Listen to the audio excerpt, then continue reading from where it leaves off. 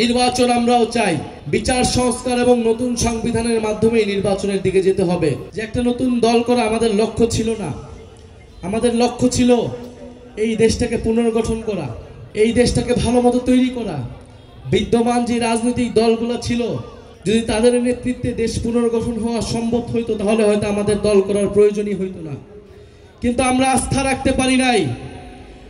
আমরা গণ অভ্যুত্থানের পরে 7 মাস দেখেছি দেশের রাজনৈতিক যে দলগুলো রয়েছিল তারা কিভাবে ক্ষমতার জন্য, আসন ভাগ বাটোয়ারার জন্য ব্যস্ত হয়ে গিয়েছিল। একটা গণ অভ্যুত্থানকে তারা গণ অভ্যুত্থান হিসেবেই স্বীকার করতে চায় না। তারা মনে করে শুধু ক্ষমতার পরিবর্তনের জন্যই এই গণ অভ্যুত্থান হয়েছিল। কিন্তু আমরা মনে করি যে দেশ পুনর্গঠনের জন্য, একটি সমৃদ্ধ বৈষম্যহীন গণতান্ত্রিক বাংলাদেশের জন্য এই গণ অভ্যুত্থান হয়েছিল। আপনার সন্তান, আমাদের ভাইয়েরা রাজপথে নেমেছিল সেই নতুন দেশ গড়ার জন্যে।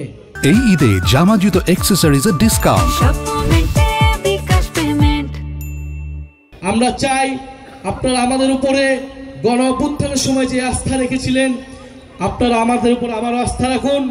গত 54 বছরের বাংলাদেশ আমরা দেখেছি, গত 16 বছরের ফ্যাসিস্ট সময়ের বাংলাদেশ আমরা দেখেছি। আপনারা সকল রাজনৈতিক দলকে আপনাদের দেখা হয়েছে। এই নতুন তরুণ নেতৃত্ব, বিকল্প নেতৃত্ব তৈরি হয়েছে, যারা আপনার কথা বলতে চায়, বাংলাদেশকে বিশ্বের বুকে শক্তিশালী রাষ্ট্র হিসেবে গড়ে তুলতে চায়। এখন আপনাদের সামনে সুযোগ এসেছে নতুন একটি শক্তির উত্থান ঘটাতে। আমরা চাই আমরা মিলে ঐক্যবদ্ধভাবে এই দেশটাকে গড়ে তুলব। গত 16 বছরের যেই ফ্যাসিজম, যেই স্বৈরাচার, আমরা চাই আগামীর বাংলাদেশে নতুন করে কোনো স্বৈরাচার যাতে না হতে পারে। বাংলাদেশে কোনো দুর্নীতি থাকবে না, বাংলাদেশে কোনো বৈষম্য থাকবে না। মেধা ও যোগ্যতার ভিত্তিতে সবাই চাকরি পাবে, এরকম একটা প্রত্যাশা নিয়ে আমরা জাতীয় নাগরিক পার্টি কাজ করে যাচ্ছি। এই জুলাই গণ অভ্যুত্থানের পরে আমরা বলেছি যে গণহত্যার বিচার, দেশের মৌলিক সংস্কার এবং নতুন সংবিধান লাগবে।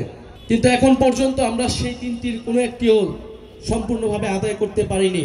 এই সরকার এবং বিভিন্ন অন্যান্য রাজনৈতিক দল বিচার সংস্কার এবং নতুন সংবিধানের থেকে নির্বাচন নিয়ে তাদের তড়িঘড়ি। কিন্তু আমরা স্পষ্টভাবেই বলেছি নির্বাচন আমরাও চাই। বিচার সংস্কার এবং নতুন সংবিধানের মাধ্যমে নির্বাচনের দিকে যেতে হবে। ফলে আমরা এই বিচার সংস্কার এবং নতুন সংবিধানের দাবিতে পুরো বাংলাদেশে যাচ্ছি।